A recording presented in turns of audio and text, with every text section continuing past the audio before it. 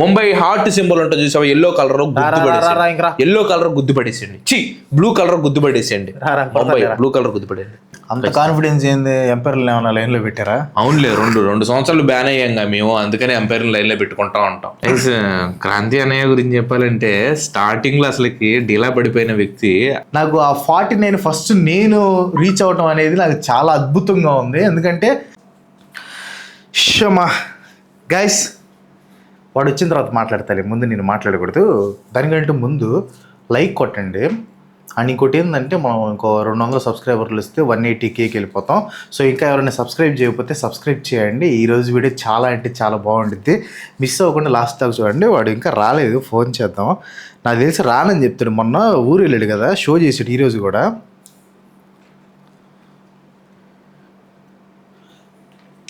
Hello బెదరో, చెప్పు కాంతి. ఆ video చేయాలి కదా రా, మళ్ళీ రా. పొద్దున పూట కుదరదు నాకు, పొద్దున్న నిద్ర మబ్బులాగా ఉంటుంది మొహం. బాడీ పెయిన్స్ ఉన్నాయి క్రాంతి, కొంచెం ఈరోజు రెస్ట్ తీసుకుంటారు. నేను మసాజ్ చేస్తాలేరా, రేపు మ్యాచ్ చూద్దాంలే క్రాంతి. రేపు మసాజ్ చేస్తాలేరా. నేను ఏం ఉండదు, ఊరకట్ట ఒక 10 నిమిషాల వీడియోనే, ఊరకట్ట చెప్పేసి వెళ్ళిపోతాం రా. సరే సరే, ఓకే ఓకే, అట్లా చెప్తే కానీ రాడు. మరుమల్లి జాబిల్లి ఒకటైతే మా చెల్లి, జించిక్కు కీచకుని రాక్షసుని కలగలిపే తమ్ముడని. నువ్వు రాశారు? నేనే రాశాను. అది కాదురా, నీకు క్లియర్గా చెప్పాను కదా, నువ్వు పెద్దోళ్ళ మాట ఎందుకు వినవో నాకు అర్థం కాదు. గుర్తుపెట్టుకోండి, లైఫ్లో ఒక విషయం గుర్తుపెట్టుకోండి, పెద్దోళ్ళు ఎప్పుడైనా మీ మంచి కోసమే చెప్తారు. వాళ్ళ మాట వినాలి, కనీసం ఆచరణలో పెట్టకపోయినా ఒకసారి ఆలోచించాలి ఆగి. నేనేం చెప్పాను నిన్న, అరే నా మొమెంటం ఉంది, ఆ మొమెంటం వస్తుంది, ఢిల్లీకి యాడ్ అవుతుంది, మిచెల్ స్టార్క్ వస్తున్నాడు, నువ్వు దేంట్లో ఉన్నావు? దరిద్రంలో ఉన్నావు. సో 2 నీ టీంలే. నువ్వేముందంటే ఆర్ఆర్ ఫామ్ లో ఉందని దాన్ని తీసుకుంటావు, కాకపోతే నీ దరిద్రం వెయిటేజ్. తీసుకోవాలి, నువ్వు ఏళ్ళు పట్టుకున్నావు, నువ్వు మాట్లాడొద్దు. ఒకవేళ నువ్వు డీసీ పట్టుకోకుండా ఆర్ఆర్ పట్టుకున్నట్టయితే నేను ఆర్ఆర్ ఇచ్చేసి ఉండేవాడిని, డీసీ నేను తీసుకునేవాడిని. వీడికి పాయింటే అర్థం కాకపోతే పెద్దోళ్ళ మాట వినాలి అనేది. అందుకే నన్ను పూర్తి చేయని, ఫస్ట్ చాయిస్ నీదే. నువ్వు నాకు డీసీ కావాలి, ఆర్ఆర్ కావాలి నువ్వు కోరుకుంటే అయిపోయేది. నువ్వేం చేసావు? నీకు అదొక అనుమానం ఉంది, అందుకని నువ్వు ఏళ్ళు పెట్టావు. 2 నీ టీంలో అన్నప్పుడు నువ్వు చూస్ చేసుకోవాలి. నువ్వు చూస్ చేసుకోలేదు, వచ్చేసింది డీసీ. చెప్పాను నేను, నాకు డీసీఏ కావాలరా అని. ఎందుకంటే there is a mathematics behind it guys. నేను ఒక టీంకి సపోర్ట్ చేశానంటే చాలా ఉండిద్ది దాంట్లో.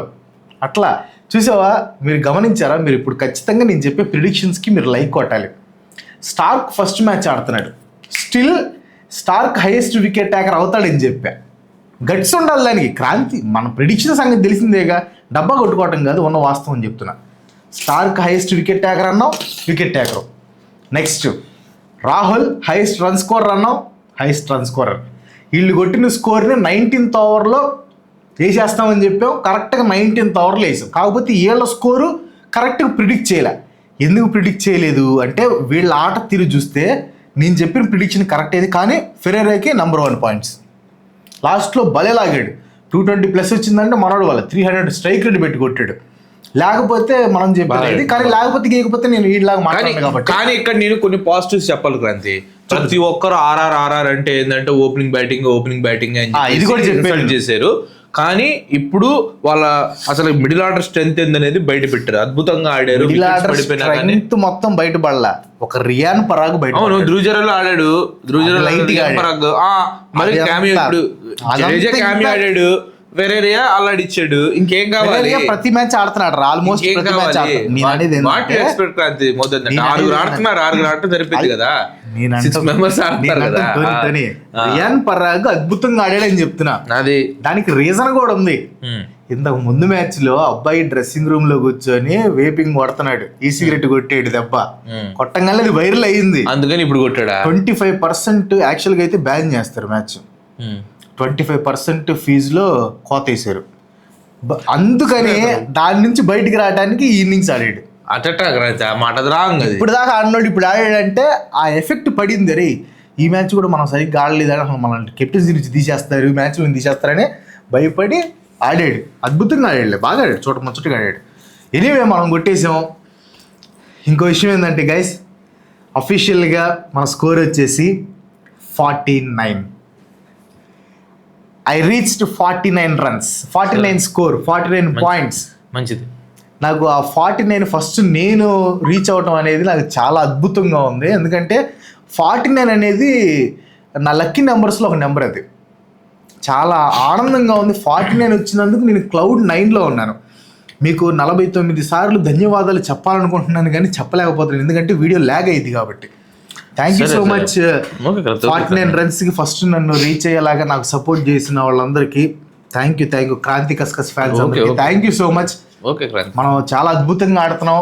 12 తేడా ఉంది ఇప్పుడు, 37-49. ఫస్ట్ 50 కూడా మనం హాఫ్ సెంచరీ కూడా మనమే రీచ్ అయిపోతున్నాం. Thank you so much guys. 49 reach అయ్యాం మనం ఫస్ట్. కింద కామెంట్స్లో మీరు నాకు శుభాకాంక్షలు తెలపాలనుకునే వాళ్ళు. అది ఇప్పుడు నేను చెప్పేది let me finish Kranti. And ఇంకోటి వీడికి ఒక పనిష్మెంట్ ఉంది, మీరు ఎక్కడికి వెళ్ళొద్దు. నెంబర్ 1 పనిష్మెంట్ ఉంది. Let me finish. నేను లాస్ట్ టైం ఒకటి చెప్పాను అనమాట. ఏమని చెప్పాను, పంజాబ్ వాళ్ళు ఆ 49 అనేది పెట్టిన తర్వాత శాపానికి గురయ్యారని చెప్పేసి చెప్పా. ఇప్పుడు నువ్వు 49 దగ్గర ఉన్నావు, శాపం దగ్గర ఉన్నావు ఇప్పుడు ప్రస్తుతానికి. ఆ శాపం నీకు బాగా తగిలిద్ది, గట్టి తగిలిద్ది. నేను నమ్మంటాను, నువ్వేదో అనుకుంటా కానీ గట్టి తగిలిద్ది. నేను చెప్పాను ఇక్కడ డీసీ గెలవడానికి మెయిన్ కారణం ఏందనుకుంటున్నా, పంజాబ్ని కింద నెట్టడానికి. డీసీ గెలవడానికి మెయిన్ కారణం పంజాబ్ కిందకి నెట్టాలంటే ఫస్ట్ 5 మ్యాచ్లు SRH నెట్టాలి. 5 మ్యాచ్లు పంజాబ్ ఓడిపోయిద్ది, వరుస పెట్టి ఓడిపోయిద్ది. ఏడిదిగో వీళ్ళు డీసీ వాళ్ళు 3 మ్యాచ్లు కాదు 4 మ్యాచ్లు గెలుస్తారు. నెక్స్ట్ 4 మ్యాచ్ల్లో పైకి వెళ్ళిపోతారు, అంతే అయిపోయింది. వీళ్ళు జస్ట్ ఆర్ఆర్ వాళ్ళు 2 మ్యాచ్లు గెలిస్తే, ఒక మ్యాచ్ గెలిచినా చాలు ఆర్ఆర్ మాకు. SRH మీరు గెలిస్తే గెలవండి, నాశనం అయిపోతే నాశనం అయిపోండి. RCB ఒక మ్యాచ్ గెలిచినా చాలు అయిపోయింది. మీరు 5 మ్యాచ్లు కూడా కింద పడిపోతారు, అయిపోయింది. ఇది జరగబోతుంది. పంజాబ్ వాళ్ళు పతనం అవ్వబోతున్నారు. ఎప్పుడైతే 49 దగ్గర వాళ్ళు కుండీ పోస్ట్ అవుట్ పెట్టారో అక్కడే పతనం. ఇప్పుడు నువ్వు 49 వచ్చిన తర్వాత పాయింట్స్ దగ్గరికి వచ్చిన తర్వాత నువ్వేదో పెద్ద రైజ్ అయిపోతావు, వెళ్ళిపోతావు అని చెప్పాలనుకుంటున్నావు. పతనం స్టార్ట్ అయింది నీది, అంతే. రేపటి మ్యాచ్తో మళ్ళీ అది స్టార్ట్ అయింది, ఆ పతనం అనేది నీది. మామూలుగా ఉండదు క్రాంతి. మేము ఫామ్ లోకి వచ్చావంటే నా ఫామ్ ఎట్లా ఉంటుందో నీకు తెలుసు. కోలుకోలేని దెబ్బతింటావు. ఇప్పటికి స్టిల్ అవి వైరల్ అవుతున్నాయి ఇంటర్నెట్లో, ఇన్స్టాగ్రామ్ లో అన్ని చోట్ల వైరల్ అవుతున్నాయి. నా దానికంటే నీది పాపులర్ అవుతుంది. ఇంకా స్టిల్ SRH తోపు దమ్ముంటాపు కాకుండా RCB తోపు దమ్ముంటాపు చెప్పి చూసాడు. లాలీపాప్ దావట్లా, అది రిపోర్ట్స్ కొట్టేసి ఆపేస్తున్నారు దాన్ని. లాలీపాప్ అవట్లా, ఓన్లీ నువ్వు చెప్పింది వైరల్ అవుతుంది. వాడేదో ఓటంలో ఉన్నాడు కాబట్టి మనం పెద్దగా పట్టించుకోకూడదు. మ్యాచ్ గురించి మాట్లాడితే RRకి మాత్రం ఒక పాజిటివ్ ఈ మ్యాచ్ లో వచ్చిందిరా. అవును, చెప్పినట్టు ఓపెనింగ్ వాళ్ళ మీద హెవీ ఓపెనింగ్ డిపెండెంట్ ఉండేది. వాళ్ళిద్దరూ సింగిల్ డిజిట్ అవుట్ అయిపోతే స్టిల్ వాళ్ళు 225 కొట్టారంటే that is the only positive they can get from this match. నాకు అర్థం కాని విషయం ఏంటంటే, ఒకటి చెప్తాను చూడు, ల్యాండ్రీ బర్గర్ ని ఎందుకు పెట్టుకుంటున్నారు మీరు అనేది నాకు ఇప్పటికి స్టిల్ ఒక మిస్టరీగా ఉంది. ప్రతి మ్యాచ్ కొట్టిస్తున్నాడు, బౌలింగ్ అది కాదు. యాడమ్ మిల్నే ఉన్నాడు రా, యాడమ్ మిల్నే నెంబర్ 1 బౌలర్. మనోడిని ఎందుకు పెట్టుకోవడం నాకు అర్థం కావట్లే. దశరథ్ జనక కూడా బౌలింగ్ బ్యాటింగ్ ఆడతాడు, బౌలింగ్ ఆడతాడు. మరి అంత హెవీ బ్యాటింగ్ ఆపినా కానీ, హెవీ బౌలింగ్ ఆపినా కానీ, హెవీ బౌలింగ్ కాదు కానీ బౌలింగ్ సపోర్ట్ ఉండిద్ది. మరి ల్యాండ్రీ బర్గర్ ఎందుకు పెడుతున్నారు అని నాకు ఒక విషయం ఏంటంటే, వీళ్ళు రాజస్థాన్ రాయల్స్ వాళ్ళు చేస్తున్న మిస్టేక్ ఏంటంటే, బౌలింగ్ టీమ్ బాగా నీకు టీమ్ సెట్ అయింది, ఆ టీమ్ ని కంటిన్యూ చేయకుండా రవి బిష్ణోయ్ నెంబర్ 1 బౌలింగ్ వేస్తున్నాడు. కొన్ని మ్యాచ్లు రవి బిష్ణోయ్ కూర్చోబెట్టారు, బాగా వేస్తున్నవాడిని. తర్వాత పుంజి అని తీసుకొని వచ్చారు. పుంజి కొన్ని మ్యాచ్లు బాగానే వేసాడు, వికెట్లు తీసాడు. మళ్ళీ మనవాడిని ఎందుకు కూర్చోబెట్టారు. సో అది కరెక్ట్ కాదంటున్నాను నేను. బాగా ఆడుతున్నప్పుడు కంటిన్యూ చేసి ఆ టీం ని. ల్యాండ్రీ బర్గర్ అన్ని అంత భయంకరంగా కొట్టేస్తున్నాడు. ల్యాండ్రీ బర్గర్ ఎందుకు పెట్టుకున్నారు నాకు అర్థం కాదు. ఫీలింగ్ కోసం పెట్టుకుంటున్నారు. క్యాచ్లు కూడా ఏం పడతాయి కానీ డీసీ వాళ్ళు మాత్రం చెప్పా కదా నేను, కంబ్యాక్ ఇస్తారు రా. వాళ్ళకి 2 హ్యూమిలేషన్స్ జరిగినాయి. 265 కొట్టినా కూడా ఓడిపోయారు అనేది జరిగింది. అంత స్కోర్ కొట్టి 75 ఓడిపోయారు అనేది జరిగింది. సో వాళ్ళు చాలా కసి మీద ఉన్నారు. ఆ కసి మ్యాచ్ లో కనిపించింది. ఆ పతుల్ నిశంక నెంబర్ 1 గాడాడు. ఏమైనా అర్చర్ని ఫ్లిక్ షాట్లు కొట్టాడు. పక్కన పెట్టు, మనోడు రావటం మనకి మెయిన్, స్టార్ రావటం మెయిన్. మనది స్టార్ట్ అయిపోయింది గైస్. డీసీకి ఇబ్బంది లేదు, మన టీం ప్రశాంతంగా హాయిగా కూర్చోవచ్చు, తడిగొట్టేసుకుని హాయిగా కూర్చోవచ్చు. సెమీఫైనల్స్ ఇచ్చి మనం వెళ్తున్నాం, మనం పైకి అయితే వెళ్తున్నాం. మన టీంలు 3 ఉంటే వీళ్ళది ఒకటే ఒక టీం ఉంటుంది. అది కూడా SRH కొంచెం కొట్టుకుంటూ వస్తే రావచ్చు అంతే. అది నేను చెప్తాను. నువ్వు SRH గురించి ఇప్పుడు మాట్లాడబాక. ఈ సీజన్ లో ఆరెంజ్ హార్ట్ ఫామ్ లో ఉంది SRH ఒక్కటే. అందరూ చూసి భయపడుతుంది SRH ఒక్కటే. అందరూ చూసి భయపడుతుంది SRH. RCB భయపెట్టింది మిమ్మల్ని. మరి ఎవరు? మిమ్మల్ని. నువ్వు లాస్ట్ మ్యాచ్ చూడిపోయి నువ్వు RCBని తేబాక మళ్ళీ నేను హ్యూమిలేట్ చేస్తాను, వాళ్ళు ఏడుస్తారు. SRH వర్సెస్ RCB మ్యాచ్ వదిలేసి RCB ఆ మ్యాచ్ పక్కన పెట్టి ఇది అసలైన మ్యాచ్ కదా, ఎల్ క్లాసికో కదా. ఇప్పుడు ఈ ఒక్క పాయింట్ చెప్పేసి దానికి వెళ్దాం. ఎల్ క్లాసికోకి వెళ్దాం. వీళ్ళు DC వాళ్ళు చూస్తే ప్రతి ఒక్క బ్యాట్స్మెన్ నెంబర్ 1 ఆడాడు. నిశంక్ ఆడాడు, రాహుల్ ఆడాడు, నితీష్ రాణా ఉన్నంతసేపు బాగా ఆడాడు. 194 స్ట్రైక్ రేట్ హైయెస్ట్ అతనే. లాస్ట్ లో వచ్చి 160+ కొట్టారు స్ట్రైక్ రేట్ కూడా. అదే తక్కువేం కొట్టలే. కాబట్టి బ్యాలెన్స్డ్ రిస్క్ తీసుకోవాల్సిన పని లేదు. Already run rate first over నుంచి చెక్ లో ఉంది. చూస్తే ఎక్కడ కూడా రన్ రేట్ ప్రెషర్ అనేది వాళ్ళకి లేదు. అంత ఫ్రీ ఫ్లోయింగ్ ఆడాడు. నెంబర్ లాస్ట్ లో మనోడు ఎక్కువ కొట్టాడు కాబట్టి కొంచెం ఆ స్కోర్ ఉంది. లేదు మనోడు లాస్ట్ లో ఆ స్కోర్ కొట్టపోయినట్టయితే ఇంక ఈజీగా గెలిచేసి 15 ఓవర్లకు అయిపోయింది మ్యాచ్. నెక్స్ట్ మ్యాచ్ వచ్చేసి ఎల్ క్లాసికో. అందరూ ఎదురు చూస్తున్న మ్యాచ్ ఇది. అని టీషర్ట్లు కూడా వేసుకొని వచ్చాం, ఎందుకంటే ఇది చాలా ఇంపార్టెంట్ గేమ్ కాబట్టి. విషయం ఏంటంటే గైస్, లాస్ట్ టైం మేమిద్దరం ఆడినప్పుడు, అంటే మేమిద్దరం కదలే, ముంబై ఇండియన్స్ CSK ఆడినప్పుడు ముంబై ఇండియన్స్ని చిత్తుగా కొట్టామండి. అక్కడ నుంచే మా కంబ్యాక్ స్టార్ట్ అయ్యింది. చిత్తుగా 100 runs తేడాతో కొట్టాం. రివెంజ్ తీసుకుంటాం. రివెంజ్ కరెక్టే, రివెంజ్ తీర్చుకోవాలి కరెక్టే. కాకపోతే ఆ రివెంజ్ ఎప్పుడు తీర్చుకుందావు తెలుసా నువ్వు? ఇది మంచి ఫామ్లో ఉన్నప్పుడు. ఈ సీజన్లో ఎవరయ్యా నికృష్టమైన ఫామ్లో ఉందంటే LSG తర్వాత మీరే. LSG వాళ్ళు అయినా వాళ్ళు ఆ ఆట ఏందో అర్థం కాదు, అదొక విచిత్రమైన ఆట. మీది చూస్తే అసలు ఏమీ లేదురా, మొత్తం డొల్ల. అసలు ఇది ముంబై ఇండియన్స్ ఏనా అనిపిస్తుంది మాకు. ఒక్క నిమిషం ఉండు, పనిష్మెంట్ గుర్తుంది కదా, వీడు మర్చిపోయాడు అనుకోండి, నేను కావాలని వీళ్ళు అది చేశా. సో ఈ మ్యాచ్ గురించి ఇంకా మాట్లాడే ముందు వీడికి ఇచ్చే పనిష్మెంట్ ఏంటంటే, మనం స్పెషల్ నెంబర్ 49కి రీచ్ అయ్యాం కాబట్టి, హాఫ్ సెంచరీకి దగ్గరగా ఉన్నాం కాబట్టి, ఇప్పుడు వీడు నా గేమ్ ప్లే గురించి పొగుడతాడు అనమాట. 1 minute పొగుడతాడు. నీకు స్టాప్ వాచ్ కూడా పెడతా కావాలంట. యాపిల్ ఉందా? యాపిలే. నీలాంటి పాపులు కొంచెం దూరంగా ఉండాలి. సరే, స్టాప్ వాచ్ ఆన్ చేస్తున్నాను. 1 minute అనర్గళంగా నన్ను పొగడాలి. ఈ సీజన్లో నా పర్ఫార్మెన్స్ గురించి పొగడాలి. గైస్ జాగ్రత్తగా చెవులు పెట్టి వినండి, చాలా సాటిస్ఫైయింగ్గా ఉండబోతుంది. అండ్ ఇంకోటి ఏంటంటే, క్రాంతి అన్నయ్య అనాల, రేగి అనేవంటే మాత్రం బాగదు. Ready 1 2 3 go start. క్రాంతి అన్నయ్య గురించి చెప్పాలంటే, స్టార్టింగ్లో అసలుకి డీలా పడిపోయిన వ్యక్తి ఇట్లాంటి కంబ్యాక్ ఇస్తాడని చెప్పేసి అసలుకి ఎవరైతే ఊహించుంటారు అనమాట. The way he came back అనేది ఇస్ లైక్ ఏ స్ట్రాంగ్ అనమాట.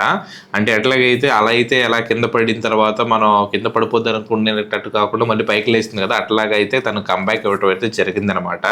బట్ ఏ మాటకు ఆ మాట, అరౌండ్ మనం ఆల్మోస్ట్ 8 matches 8-10 points డిఫరెన్స్ ఉన్నా కానీ ఆ బౌన్స్ బ్యాక్ అవటం, అంత సస్టైనబిలిటీగా నిలబడి ఉండటం, గెలుస్తాను అనే నమ్మకాన్ని పెట్టుకోవడం అనేది రియల్లీ గుడ్ థింగ్ అనమాట. అలాంటి ఇన్నింగ్స్ నుంచి మనం చాలా నేర్చుకోవాలి. The way he bounce back అనేది ఇట్స్ రియల్లీ గుడ్ థింగ్ అనమాట. సో ఎంతవరకు అయింది? 46 seconds అయింది అనమాట. 5-10 seconds ఎక్కువ మాట్లాడాలి. లేదు వస్తున్నాను, అక్కడికి వస్తున్నాను. సో ఇలాంటి ఏంటంటే ఇవేంటంటే పరీక్షలు అనమాట. మనుషులకి పరీక్షలు అనేవి ఉంటాయి, డౌన్ఫాల్ అనేది ఉంటుంది, కంబ్యాక్ అనేది ఉంటుంది అని చెప్పడానికి ఒక one of the best example ఈ ఇన్నింగ్స్ అనమాట. సో అలాంటి కంబ్యాక్ ఇతరులు కూడా చూసి అలాంటి కంబ్యాక్ తెచ్చుకుంటారని, నేను కూడా అలాంటి కంబ్యాక్ ఇవ్వబోతున్నానని చెప్పేసి మనస్ఫూర్తిగా చెప్పుకుంటున్నాను. Thank you very much. అరే థ్యాంక్ యూ. వీడి మనసులో ఉన్నదంతా చెప్పాడు గైస్. కంబ్యాక్ మనం ఇస్తాం ఇప్పుడు, అది చెప్పింది నేను. కంబ్యాక్ ఇవ్వటం కాదు కానీ వీడి మనసులో ఉన్నదంతా చెప్పాడు.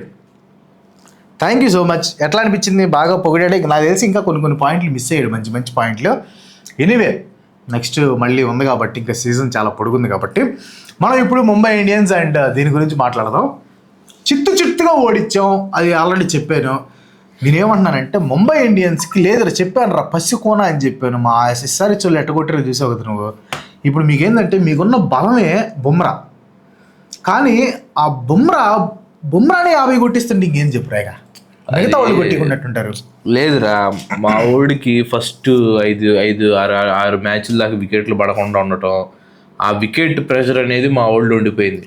మామూలుగా ఎకనామికల్గా మంచిగానే వేసాడు, బట్ ఆ వికెట్ ప్రెషర్ ఏదైతే ఉందో, మామూలుగా ఎప్పుడు పర్పుల్ క్యాప్ రేస్లో ఉండే బుమ్రా ఎట్లా ఈ వికెట్స్ లేకుండా ఉండటం అనేది నిజంగా చాలా అంటే ఘోరాతి ఘోరం. అండ్ బుమ్రాకి బౌలింగ్ ఇవ్వాల్సిన టైంలో బౌలింగ్ ఇవ్వట్లేదు అనేది నా ఉద్దేశం. యాక్చువల్గా బుమ్రా పవర్ ప్లేలో వచ్చే బౌలర్ అయితే కాదు.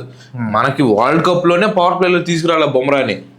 పవర్ ప్లే అయిపోయిన తర్వాత వస్తాడు, ఎవడైనా ఇదిలో ఉన్నాడంటే ఆడి వికెట్లు తీసేస్తాడు. అది బుమ్రా.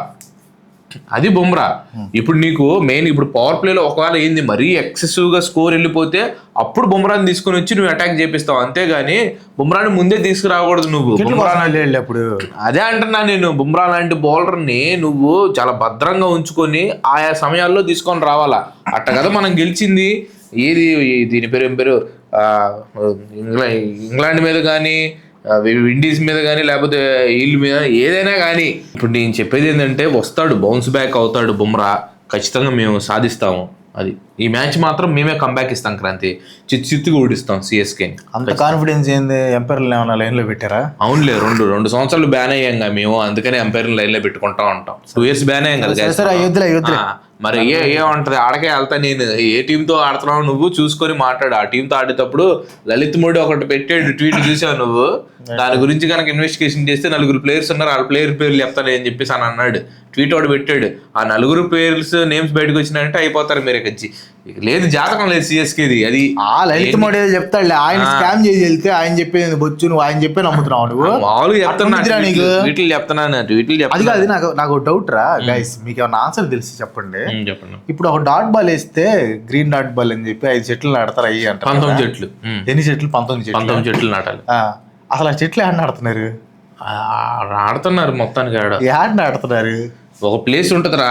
ఇప్పుడు ఇదిగో ఇన్ని డాట్ బాల్ పడి అంటే కొన్ని లక్షల చెట్లు వస్తాయి. అవి ఎక్కడ నాడుతున్నారు? చెట్లు రావులే, 1000 చెట్లు ఉంటాయి మోస్ట్లీ. ఏంది అటోని ఎన్ని డాట్ బాల్ అయినాయి మొత్తం ఈ సీజన్ లో? ఎన్ని డాట్ బాల్ అయినాయి? 1000 డాట్ బాల్ ఆడుంటారు. ఒక 60 dot ball, 60 dot ball, 20 dot ball వేసి 1000 డాట్ బాల్ వేసుకోరా. 1000 డాట్ బాల్ వేసుకుంటే ఎన్ని? 19,000 చెట్లు అవుతాయి. లక్షల చెట్లు ఎందుకు అవుతాయి? లక్షల చెట్లు ఎందుకు అవుతాయి అంటున్నా నేను. డాట్ బాల్ కి 19 అంటే 1000 డాట్ బాల్ వేసుకో. ఐపీఎల్ డాట్ బాల్స్ టిల్లం అని కొట్టు. 19 ఆల్రెడీ ఎల్ఎస్జి సిఎస్కే 25,000 30,000 చెట్లు అంట. సిఎస్కే నాటిద్ది 66 డాట్ బాల్ చేశారు కదా మీరు లాస్ట్ టైం. సిఎస్కే నాటిద్ది బాగా. అన్ని చెట్లు నాటినా కానీ మీకంటే ముందున్నాం చూడు, అది గొప్ప విషయం. ఎల్ఎస్జి అంటే లాస్ట్ లో ఉంది, దానికి ఓకే. మీరు కేకేఆర్ ఎందుకు ఉన్నారు కింద అనేది అర్థం కాదు. మేము కొడతాము ఆడితే లేకపోతే లేదు, ఆడితే లేకపోతే లేదు, అంతే. సరే, ఇలాగ డాట్ బాల్ చేసి 66 డాట్ బాల్ ఇన్నింగ్స్ మొత్తంలో అట్లాంటి కుండి రికార్డ్స్ అయితే మాకు లేవు. అసలు 66 డాట్ బాల్ ఆడే బదులు టీం మేము రిజైన్ చేసేస్తాం, మేము ఆడకుండా బయటికి వెళ్ళిపోతాం. 66 డాట్ బాల్ లేదు, 66 డాట్ బాల్ 11 ఓవర్లు. నేనున్న స్ట్రైక్ రొటేట్ చేసి ఉన్నాడు కదా, అటు ఇటు ఓవర్లు ఆడి 104 రన్స్ కొట్టి 103కి ఆలో 103 రన్స్ తేడాతో ఓడిపోయి.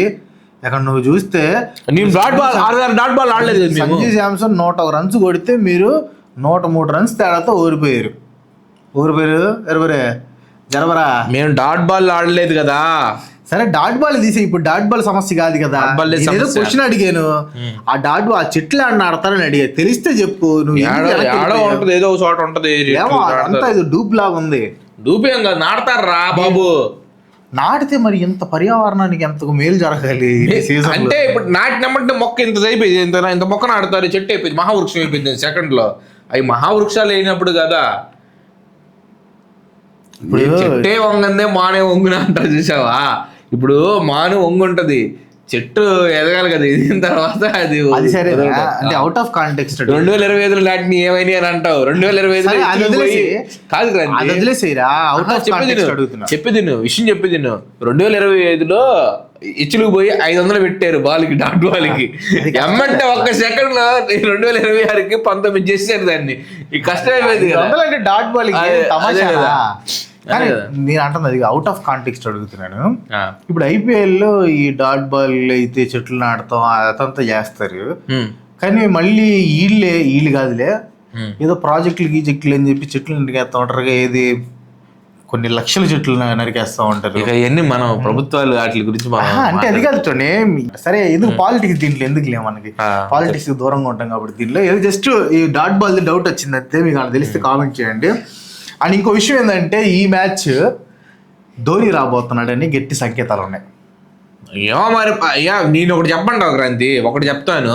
సిఎస్కే ఫ్యాన్స్ మీరు అయితే మాత్రం దీన్ని సీరియస్ ఐ మీన్ దీనికి ఫీల్ అవుతారేమో, కానీ దయచేసి ఫీల్ అవ్వకండి, ఎందుకంటే అది వాస్తవం. ధోని ఏం చేస్తున్నాడంటే నెక్స్ట్ సీజన్ ఆడను, నేను ఆటలోకి రాను, సో కాబట్టి ఈ సీజన్ వద్దాం అని ఊరిచ్చి వాళ్ళ మొత్తాన్ని ఫ్యాన్స్ని వరకు అలవాటు చేస్తున్నాడు. ధోని లేకపోయినా కానీ మీరు మ్యాచ్ చూడండి అని చెప్పి అలవాటు చేస్తున్నాడు. నాకైతే అలానే అనిపిస్తుంది. ప్రతి మ్యాచ్లో వస్తాడు. ఆ సినిమా ఉంటుంది చూసా, దాని పేరు ఏం పేరు, నేను ఇంత సినిమాలో వాళ్ళ పైకి లేచి ఇట్టయిపోయి అయిపోతుంది చూసా. ప్రతి సీన్కి ప్రతి మ్యాచ్కి ఇది అవుతుంది, ఇట్టయిపోయి ఈ ధోని వస్తాడని చెప్పేసి ఎస్ఆర్హెచ్ మొత్తం, ధోని వస్తాడని చెప్పేసి ఎస్ఆర్హెచ్ మొత్తం సిఎస్కేలు వచ్చారా. ముంబై వాంగ్డే స్టేడియంలో ధోని వస్తాడని చెప్పేసి మొత్తం ధోని ఫ్యాన్స్ వచ్చారా.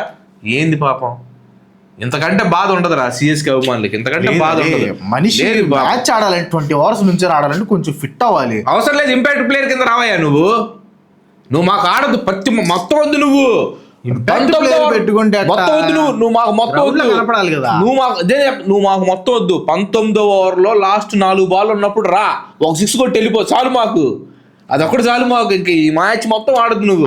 తర్వాత ఎక్స్పెక్ట్ చేసే తర్వాత సబ్స్టిట్యూట్ ఎవరో ఒకళ్ళు బౌలర్ పెట్టేసుకొని వెళ్ళిపోమని, మాకు అదంతా వద్దు. ధోని గ్రౌండ్ లో ఉంటే ఎనర్జీ వేరుంటది రా, కానీ చెప్తున్నాం కదా ఈ రోజు చూస్తే నెట్ లో మాత్రం ప్రాక్టీస్ బాగా చేస్తున్నాడు రా, నేను కాదంటలేదు క్రాంతి. ధోని రావాలని చెప్పి నాకు కూడా ఉంటది, ధోని రావాలి, ఆడాలి, ఆ ధోని ఆడ చూడాలి, ధోని స్టేడియంలోకి వచ్చినప్పుడు జనాలు మొత్తం అరవటం చూడాలి, అవన్నీ నాకు కూడా ఉంటది. కానీ ఆయన వచ్చి జస్ట్ 19వ ఓవర్లో 1 ఓవర్ లాస్ట్ ఓవర్ వచ్చేసి 2 6 కొట్టి వెళ్ళిపోమను. నేను ఎక్కువ ఫ్యాన్స్ కూడా ఎక్కువ ఎక్స్పెక్ట్ చేయరు, మొత్తం స్టార్టింగ్ నుంచి చివరి దాకా ధోని ఆడాలి, ధోని ఇన్నింగ్స్ చూడాలని చెప్పారు అనుకోరు. అపీరెన్స్ చాలు, మాకు అపీరెన్స్ చాలు, అది అపీరెన్స్ చాలు. అర్థమైందిలే కానీ నేను మామూలుగా చెప్తున్నా, ఫిట్నెస్ ఉంటే ఈ రోజు ఆడితే బాగుండిద్ది అనుకున్నా. రోహిత్ శర్మ కూడా వస్తాడు, మొన్న Hardik Pandya couple of matches అని చెప్పాడు, కపుల్ ఆఫ్ మ్యాచెస్ అయిపోయినాయి కాబట్టి ఖచ్చితంగా వస్తాడు. మ్యాచ్ అయ్యింది, మరి ఈ మ్యాచ్ వస్తాడో లేదు చూడాలి. ఎనీవే ఎల్ క్లాసికో కాబట్టి ఇది కొంచెం ఉంటే బాగుంటది, ఇట్లా ఉంటే ఇంపాక్ట్ ప్లేయర్ కింద వెళ్ళిపోమంటారా చాలు, నాకు గ్రౌండ్ లో ఉండాల్సిన అవసరం ఇంపాక్ట్ ప్లేయర్. మ్యాచ్ చెన్నైలో కాబట్టి చిన్న వేడిగా ఉంటది కొంచెం. సరే ఉంటే ఉండిందిలే కానీ ఈ మ్యాచ్ కూడా ఖచ్చితంగా చెన్నై సూపర్ కింగ్స్ గెలుస్తారు. లేదు క్రాంతి, అయ్యో ఫామ్ లో ఉన్నా గానీ, ఫామ్ లో ఉన్న గేమ్ లో ఉన్న దాన్ని మళ్ళీ మేము తిరగ ఇచ్చేస్తాం క్రాంతి, ఎందుకంటే మీరు రివెంజ్ తీసుకోవాలి. నువ్వు కనుక చూసుకుంటే ఫస్ట్ ఆఫ్ ఆల్ ఒక పాయింట్ చెప్తాను క్లియర్ గా, మ్యాచ్ లో ఇండివిజువల్ మ్యాచ్లు గెలిచే మీరు 17 మ్యాచ్లు గెలిచారు మీరు, అంతే. అదొకే అది చరిత్ర. ఇప్పుడు మీద ఆ ఫామ్ లేదు, కానీ నేను అనేది ఏంటంటే ఏదో ఒక ఓపెనరే మీకు ఆడుతున్నాడు. మొన్న రికల్టన్ ఆడితే దానికి ముందు కొంటే డికాక్ ఆడాడు. ఇంకా తర్వాత బ్యాట్స్మెన్లు అందరూ ఎవరు పెద్దగా రాణించట్లేదు. సూర్యకుమార్ యాదవ్ బబుల్ గౌన్లు వేస్ట్, హార్దిక్ పాండ్యా సరిగ్గా ఆడతలేదు, ఎవరు సరిగ్గా బ్యాటింగ్ ఎవరు లేరు. తిలక్ వర్మ సెంచరీ కొట్టాడు, ఏంది బ్యాటింగ్ ఆడలేదంటావు? తిలక్ వర్మకి మీరు అవకాశాలు ఇట్లా. నేను అదే అంటున్నాను, నేను అదే అంటున్నాను రా, ఫామ్ లో లేని సూర్యకుమార్ యాదవ్ ని ముందుకు తీసుకురాకూడదు. కొన్ని మ్యాచ్లు నువ్వు తిలక్ వర్మ ప్లేస్ లోకి వెళ్ళాయా, తిలక్ వర్మ నీ ప్లేస్ లో ఆడతాడని చెప్పేసి ఆడిపించాలి. ఎందుకంటే ఫస్ట్ జోన్ అంత ఫామ్ లో ఉన్న వ్యక్తి ఫస్ట్ జోన్ వస్తే బాగుంటది. తిలక్ వర్మ ఫస్ట్ జోన్ బాగా ఆడతాడు. వచ్చింది అది కట్టోలి. పోయినసారి తిలక్ వర్మని ఎప్పుడు పంపించాడు తెలుసా? నమందిర్, హార్దిక్ పాండ్యా, సూర్యకుమార్ యాదవ్ వచ్చిన తర్వాత తిలక్ వర్మ. అరే హార్దిక్ పాండ్యా తిలక్ వర్మని తొక్కేస్తా ఉంటాడు రా. అసలు ఇది సూర్యకుమార్ యాదవ్ ప్లేస్ లో తిలక్ వర్మ వచ్చి నెంబర్ 1 ఉండేది. కనీసం నమందిర్ ప్లేస్ లో వచ్చినా బాగుండేది. అసలు నమందిర్ ప్లేస్ లో కాదు, ఫస్ట్ డౌన్ తిలక్ వర్మ రావాలి. సూర్యకుమార్ యాదవ్ లాస్ట్ టైం లాగా ఎండింగ్ ఫినిషింగ్ రోడ్ లోకి వచ్చేసేస్తే బాగుంటది. ఎందుకంటే ఎక్కువ రన్స్ రావట్లేదు నీకు, రానప్పుడు నువ్వేం చేయాలి, కొంచెం టైం తీసుకోవాలి. కొత్త వాళ్ళకి తీసుకొని వస్తే ఇది ఉంటది.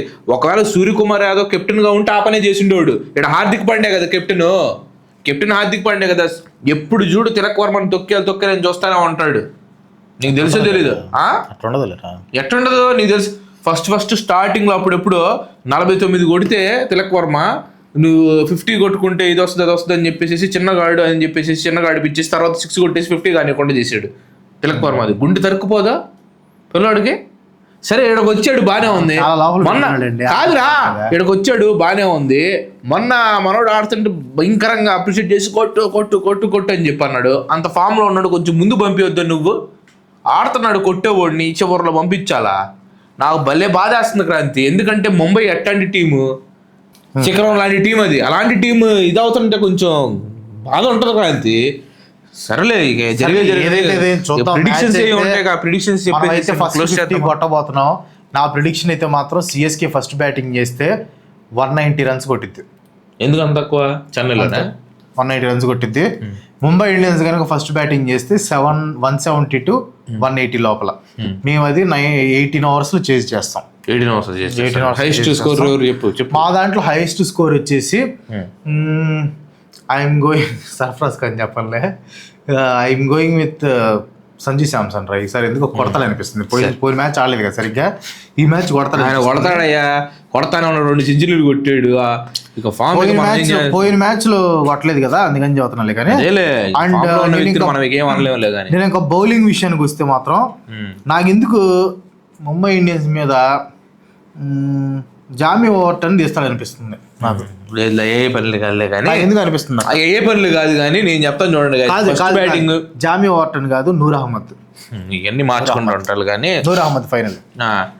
సరే నేను చెప్తాను, నేను చాలా సూపర్గా చెప్తాను. నేను ఇప్పుడు ప్రిడిక్షన్ వచ్చేసేసి ఒకవేళ మన వాళ్ళు ముంబై ఇండియన్స్ ఫస్ట్ బ్యాటింగ్ కనుక చేస్తే 210+ ఈజీగా అయితే కొడతారు. 210+ ఈజీగా అయితే కొడతారు. అదే వీళ్ళనైతే మాత్రం ఫస్ట్ స్టార్టింగ్లో సంజు శాంసన్ని వీళ్ళని ఒక 30 లోపు కనుక ఫినిష్ చేసేస్తాం కాబట్టి 160 అలా కొడతారు. వీళ్ళు అంతే 160 అట్లా కొడతారు. దాన్ని మనం ఒక 17 అవర్స్లో ఆడుతా పాడుతా క్రాస్ చేసేస్తాం, అయిపోయింది. ఇక హైయెస్ట్ స్కోరర్ అంటారా? హైయెస్ట్ స్కోరర్ ఈసారి తిలక్ వర్మ అవబోతున్నాడు. అండ్ తిలక్ వర్మని కొంచెం ముందు తీసుకొని రాబోతున్నారని చెప్పేసి నేనైతే నమ్ముతున్నాను. సో ఈ మ్యాచ్ వస్తాడు, తిలక్ వర్మ హైయెస్ట్ స్కోరర్గా నిలుస్తాడు. అండ్ హైయెస్ట్ వికెట్ ట్యాకర్ వచ్చేసేసి బోల్ట్తో తీపిస్తాం ఈసారి. బోల్ట్తో తీపిస్తాం. బుమ్రా భయంకరంగా ఎకానమీ ఉంటుంది చూడు. బుమ్రా ఎకానమీ 6 లోపు ఉంటుంది. బుమ్రా ఎకానమీ ఉంటారు గైస్. లైక్ చేయండి. ముంబై హార్ట్ సింబల్ ఉంటుంది చూసావా, ఎల్లో కలర్ గుర్తుపడేసేయండి. బ్లూ కలర్ గుర్తుపడేసేయండి. Mumbai blue colour గుర్తుపడేయండి.